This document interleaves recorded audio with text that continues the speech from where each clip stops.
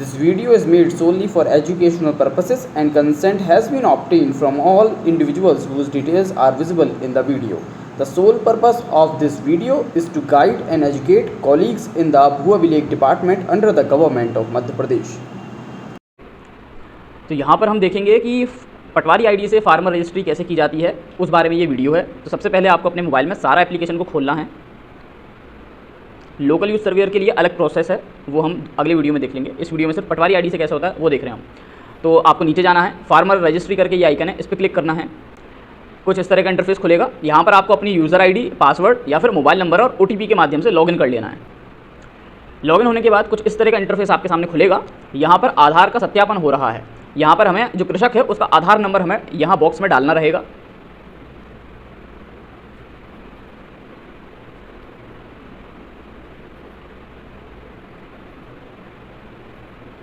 आधार number डालने के बाद आपको ये जो ऊपर सफ़ेद एक खाली जगह दिख रही है ना, यहाँ पर क्लिक करना है। जैसे आप करोगे इस तरह से स्क्रीन चलेगी और फिर OTP चला जाएगा कृषक के रजिस्टर्ड मोबाइल नंबर पर जो आधार के साथ लिंक्ड है। अब OTP हमें यहाँ पर डालना है।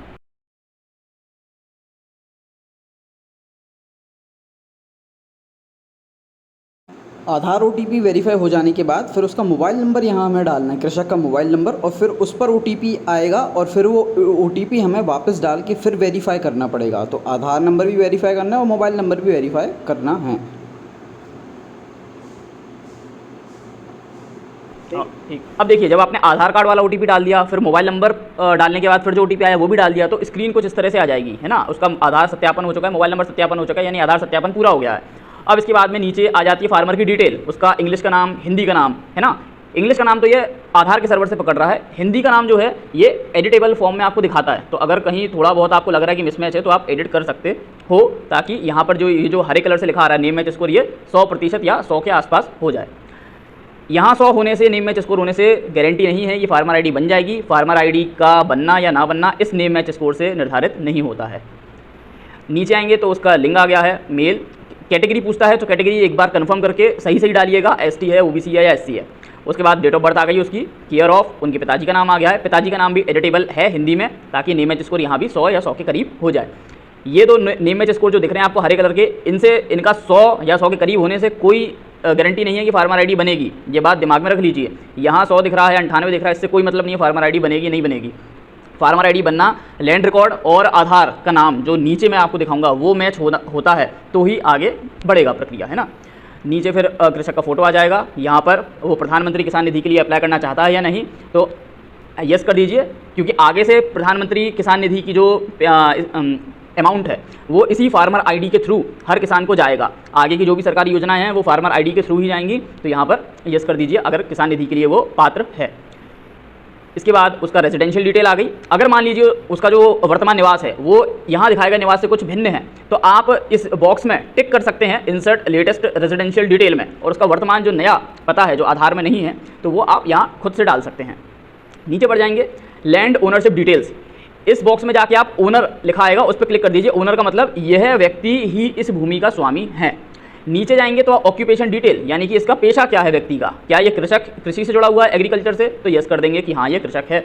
अब नीचे जाएंगे तो इस तरह का इंटरफेस आएगा। यहाँ पर 2 हरे बटन दिख रहे हैं आपको, फैच लैंड डिटेल्स और वेरीफाई ऑल लैंड। तो पहले हमें फैच लैंड डिटेल्स वाला बटन दबाना है और इस व्यक्ति के जो खतौनी है या खसरा जो ये लेके आया है या पावती जो भू अधिकार पुस्तिका है उसमें इसके जो सर्वे नंबर लिस्टेड हैं वो हमें डालने हैं। तो यहाँ पर हम फैच लैंड डिटेल्स क्लिक करेंगे। इसके बाद ये अपने आप स्टेट, डिस्ट्रिक्ट और तहसील पकड़ लेगा, गांव पकड़ लेगा। इसके बाद सर्वे नंबर का जो बॉक्स है आपको खतौनी या खसरा में देख के या जो भू अधिकार पुस्तिका है उसमें देख के खसरा नंबर 1 जो है वो आपको डाल देना है। अगर 1 से ज़्यादा खाते हैं तो एक करके आपको ऐड करनी पड़ेंगी लैंड डिटेल्स।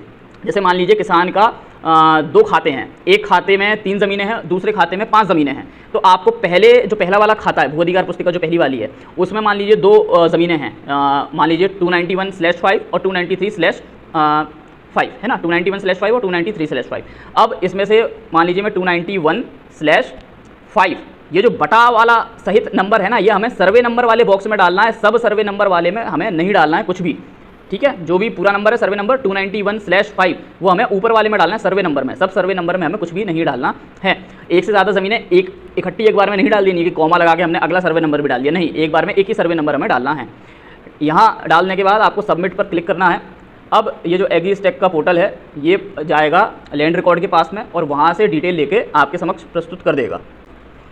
इस तरह से इसने ज़मीन की जो डिटेल्स है वो फैच कर ली है। अब यहाँ पर ये जो नीचे बॉक्स आ रहा है select owner and identifier name, इस पर क्लिक करेंगे तो भूस्वामियों के नाम दिखने लगेंगे आपको, जिन जिनका डेटा इसने पकड़ा है भू अभिलेख से उनके दिखने लगेंगे। अब जैसे ये व्यक्ति का नाम है प्रकाश, तो प्रकाश पे हमने क्लिक कर दिया है। अब प्रकाश के नाम जितनी भूमियाँ हैं वो सब यहाँ शो होने लगी हैं हमारे पास सामने, है ना। तो जो जो भूमि इसकी कन्फर्म इसी की है उस पर हमें टिक कर देना है इन बॉक्स में इस तरह से, ठीक है। जैसे और या तो पावती में देख सकते हैं या फिर पब्लिक आईडी, जो पब्लिक आईडी से आपको ई-केवाईसी वाले में जाना है और यहाँ पर अपना डिस्ट्रिक्ट तहसील चुनने के बाद, गांव चुनने के बाद वो सर्वे नंबर पर क्लिक कर देंगे जो वहाँ पर दिखा रहा है, ताकि हम कंफर्म कर पाएँ कि वो सर्वे नंबर वो ज़मीन उसी व्यक्ति की है या नहीं। खसरा नंबर 345-3 दिखा रहा था वहाँ पर, तो हम यहाँ पर 345-3 जो है वो चुन लेंगे, चुन लिया है। अब देखते हैं कि ये उसी के नाम पर है या नहीं। तो ये खाता खुल गया है, यहाँ पर देखिए प्रकाश है, प्रकाश पिता गुलाब है, तो यानी हम 345-3 पे क्लिक कर देंगे। फिर 345/10, क्या ये वाली ज़मीन इस खाते में 345/10 हाँ है, तो इसको भी क्लिक कर देंगे, यानी कंफर्म कर लीजिएगा कि सारी ज़मीनें उसी व्यक्ति के नाम है या नहीं। 342, 343 ये भी है, 342 भी है, 343 भी है, 295/5 295/5 भी है, 342 342 भी है, 342 342 भी है, 341 346 भी है, 295/5 295/5 भी है और 346/8 346/8 ये भी है। इस खाते में जब समस्त भूमि आप जोड़ देंगे डिटेल, तो आपको सबमिट बटन दबा देना है। अब हमने सबमिट बटन दबा दिया है और सभी भूमियाँ जो हैं यहाँ पर चढ़ गई हैं इस व्यक्ति के नाम पर, इस तरह से दिखाई देगा। अब आपको यहाँ पर करना है स्क्रॉल। अब मैं जो ऊपर कह रहा था कि वो जो 2 name match score Hare Hare हमें दिखाई देते हैं, उनका फार्मर आईडी बनेगी या नहीं उससे कोई मतलब नहीं है। यहाँ पर जो नेम मैच स्कोर आएगा, पटवारी आईडी से फार्मर आईडी बन पाने के लिए न्यूनतम जो है नेम मैच स्कोर वो 20 या 20 से अधिक होना चाहिए, वो हम यहाँ पर चेक करेंगे कि है या नहीं संबंधित व्यक्ति का। आगे जाएंगे, उसका नाम यहाँ हिंदी में दिखाई दे रहा है, ओनर नेम यानी मालिक का नाम प्रकाश प्रकाश प्रकाश, पिता का नाम गुलाब। आगे गए हम, यहाँ पर ये देखिए ये जो नेम मैच स्कोर आता है ना, यहाँ पर ये है सही मायनों में जो डिसाइड करेगा फार्मर आईडी बनेगी या नहीं बनेगी। ये 20 या 20 से अधिक है तो ही फार्मर आईडी क्रिएट हो पाएगी। तो यहाँ पर 20 दिखा रहा है, यानी ये पास हो गया है। अब इन सब भूमियों को हमें करना है वेरीफाई, तो वेरीफाई ऑल लैंड का ये जो ग्रीन बटन है इसको क्लिक करेंगे, इस तरह से आ जाएगा, यानी ये सभी ज़मीनें वेरीफाई हो गई हैं इस व्यक्ति के नाम पर। आगे जाएंगे तो फार्मर की कैटेगरी दिखा रहा है, मार्जिनल फार्मर, टोटल लैंड, कितनी ज़मीन है इसके नाम वो। फिर ये समग्र वाला जो सेक्शन है ये खुलता है।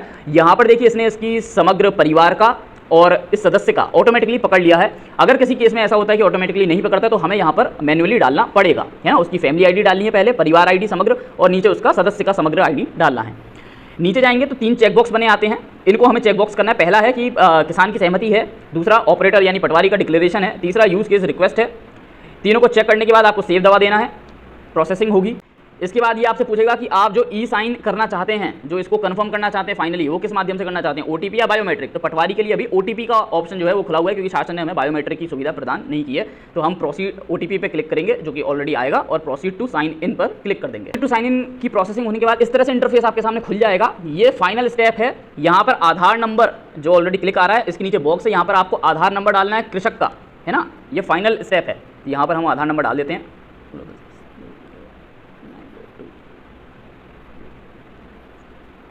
डालने के बाद यहाँ पर नीचे ये जो हरे कलर का बटन है गेट ओटीपी, इसे दबाना है। अब कृषक का जो मोबाइल है रजिस्टर्ड, उस पर चला जाएगा एक फाइनल ओटीपी, वो हमें यहाँ डालना है। फाइनल ओटीपी जैसे ही मिले तो आप यहाँ पर डाल देंगे। उसके बाद चेक बॉक्स को टिक करें और सबमिट दबाएं। प्रोसेसिंग होने लगेगी और इस तरह का एनिमेशन कुछ देर के लिए आपकी स्क्रीन पर आएगा, और फिर उसके बाद फाइनली इस तरह का एक इंटरफेस आपके सामने खुल जाएगा। ये सबूत है कि किसान जो है रजिस्टर्ड हो चुका है, और ये उसका एनरोलमेंट आईडी है, जिसके थ्रू आप उसका स्टेटस चेक कर सकते हैं बाद में। आई होप ये ट्रेनिंग मॉड्यूल आपको पसंद आया हो और आपके काम में आए। तो ये था पटवारी आईडी से फार्मर रजिस्ट्री करने का तरीका। Thank you.